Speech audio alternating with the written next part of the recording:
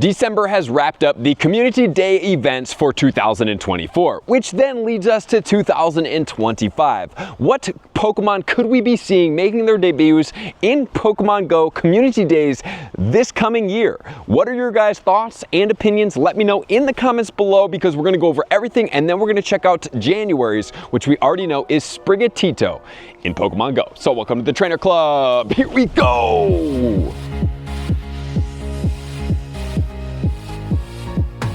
So what constitutes a Pokemon featured in Community Days? Well, typically they are 3 stages of a Pokemon. So you either have the base Pokemon that goes into a 2nd evolution and then to a 3rd evolution. That's the typical thing that they look for. However, they have also made different things available in the game, such as the Magmar and the Electabuzz. And they took the babies as the 1st stage, these ones as a middle stage, even they were released first in the Kanto region, and then all the way into the Sinnoh region when we were able to get them in their evolved form in Electivire and Magmortar. So those Pokemon can now be featured in that. But that's not all, because we've also seen Pokemon featured, such as Swablu and Magikarp, that are 400 candies per evolve to get us to that next level. And those are typically, for the most part, the only Pokemon that make Community Day debuts. So with that said, we obviously have had a ton of them that could come back as Comm Days from a classic standpoint, and those are always welcomed. I personally wouldn't be that upset if they recycled 6 Community Day classics from the past, because we've already had some epic Pokemon. So let's not overlook that. But for this coming year, obviously Sprigatito will be number 1. We're going to cover all of those details at the end of the video, but most importantly, what else could be featured? Well, if Sprigatito is going to be featured, typically they've done it every other month, but they have skipped that type of pattern. So within this year, at some point or another, January will obviously be Sprigatito. So it goes grass, and then it goes fire, and then it goes water. So for the 2nd Comm Day that we already know will come this year, that will be Fuecoco. So Fuecoco will be featured because it goes all the way into Skeledirge, and that is going to be the 3rd evolution of that Pokemon. And so for me personally, I'm looking for January, which is obviously conferred as Sprigatito.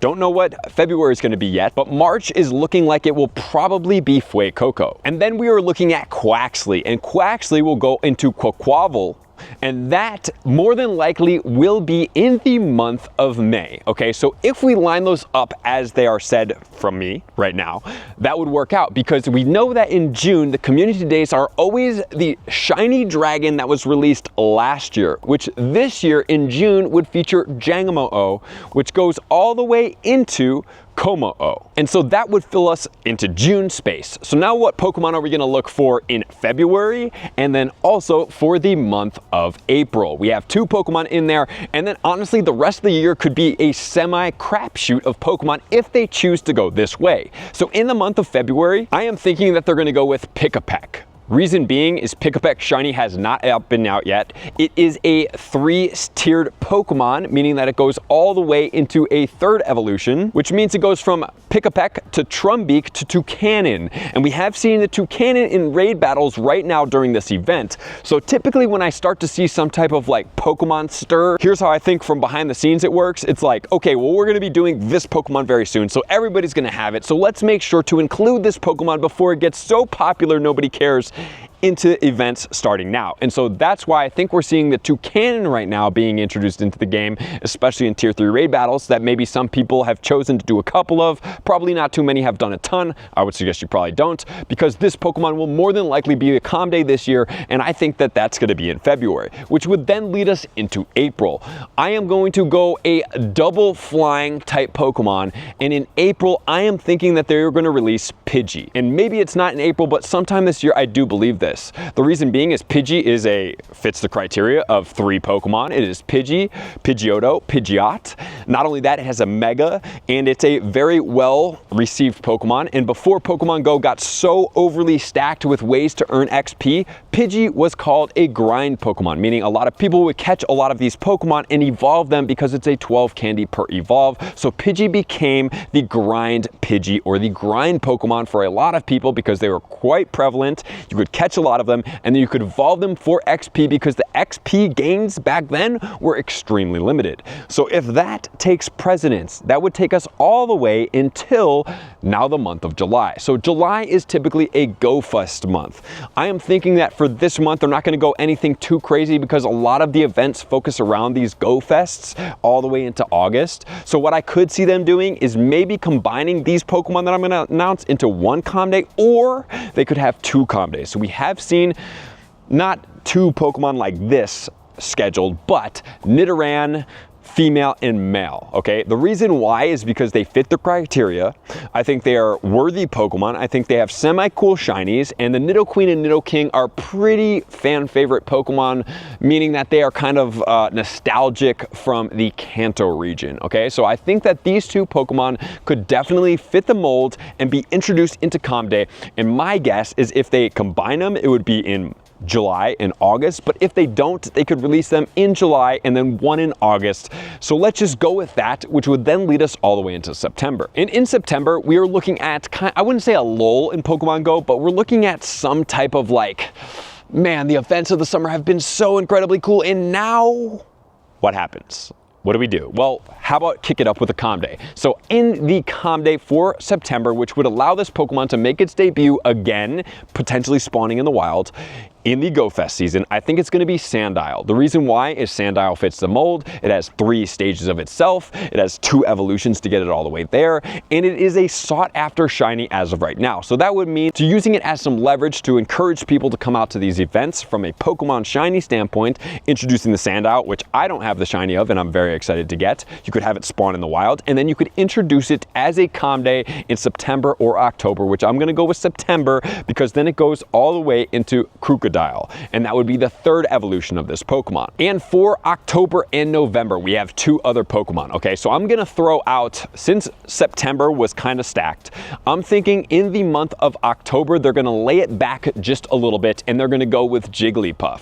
Reason why Jigglypuff fits this mold is because it does have Igglybuff, which could hatch from 2-kilometer eggs, and then it could go into Jigglypuff with the evolution, and finally into Wigglytuff. So this works as does the Electabuzz and the Magmar has worked in the past. So this would fit the mold. And then finally, my crapshoot amazing Pokemon that could be out there would be Larvesta. Reason being is Larvesta is a high candy per evolution Pokemon. It allows this Go Fest season to be another, I wouldn't say exploit, but basically an encouragement for people to come out. And not only that, this Pokemon would be extremely well received with the community and be a very exciting time. Okay, so these are the Pokemon that I think are going to make up the 2025 Pokemon Go Community Days. As far as the starter standpoint, I'm not overly excited about them. They're not really my favorite Pokemon, but we do have to cover January's, which is going to be the Sprigatito. Sprigatito Comm Day is going down on January 5th, which is going to be a Sunday from 2 until 5 p.m. This Pokemon is going to be boosted everywhere, and then it does get the consistent move for all of the grass starters in the game of Frenzy Plant on the Meowscarada. So that is something to look forward to because it is a very powerful move, and this is something to look forward to because that could make this Pokemon relevant from a budget attacker category. But it's also going to get another move, which will be Flower Trick. This is not going to be a Comm Day move. It will be introduced into this Pokemon. And this Pokemon does have the standard $2 research add-on. I highly suggest that you guys do go to the campfire meetups, you register, you check in, and you will be able to get this for free. And as far as the bonuses go, the bonus of this day is going to be 3 times catch Stardust. So if there are Pokemon in research tasks that I do point out to you guys that are going to be Stardust boosted, that are going to be stage 2 or stage 3 evolutions, I highly suggest that you guys go after these Pokemon because they're great to stack up in the research and then catch on Comm Day for boosted additional Stardust. Not only that, we're going to be getting 2 times catch candy. We're going to be getting 2 times the likelihood of getting XL candy for all trainers level 31 and up that can receive XL candy in the game. Not only that, guys, if you do not have a Mega level 3 of a grass type, now is the time to start pushing yourself up there because using this Mega level 3 with that XL candy boost, you're going to be looking very, very great for this day. All right, so we're going to get 3-hour incenses. We're going to be getting 3-hour lore modules, every type of lore modules. We're going to get a 50% reduction in Stardust costs when trading Pokemon. We're going to get an additional special trade for this day, which is going to be 2 special trades for that day. And then finally, we are going to be getting snapshots. So please do not overlook your snapshots and make sure to get there. And since this is a regular Comm Day, we are going to be getting tier 4 raids. Or wait, are we? Because they are not mentioned in the live blog post on PokemonGoLive.com. So we could potentially not be getting the tier 4 raids for this Pokemon. Maybe nobody does these things anymore, because I personally don't. I actually haven't really ever done them, except maybe 1 or 2 times when they first came out when I was in Germany. And I do believe that was because it was going to be Gible Comm Day, I believe, that we did that for. So that was a situation where it did work out to our favor. But besides that, we haven't really done too many of these personally. Have you guys participated in them? Let me know in the comments below. But what is cool is that we will be getting special backgrounds, and probably what it will look like is there a specific research task that is going to be featured that will allow you to get these specific backgrounds on this Pokemon. So please make sure to look out for my social media so that I can get that information to you guys. And most importantly, we're going to have a lot of fun with this Pokemon. It may not be your favorite Pokemon, but it is a Comm Day, and the bonus is one of my favorite bonuses in the game, the 2x catch Stardust. It works so incredibly good for the game because it gives you the commodity that you need the most to power up Pokemon in the game. So let me know what you guys think. Special backgrounds are cool, and it looks like they may have done away with tier 4 raids. So thank you guys for being here as always. Love and appreciate you guys. I'm gonna see you guys out on the next video. Peace. I want to take this time to thank everybody who supports me in every facet. It means the world to me, and an extra special thank you to all my Patreons. I greatly appreciate the extra support to continue to allow me to pursue Pokemon Go full time, allowing me to create my daily video uploads in the most timely fashion for everyone's benefit. Plus, I get the amazing experience of sharing my creative processes behind the scenes and raiding all around the globe with select upper tiers. Thank you everybody for being a part of the Trainer Club. You all mean the absolute world to me, and I will see you guys out on the next video.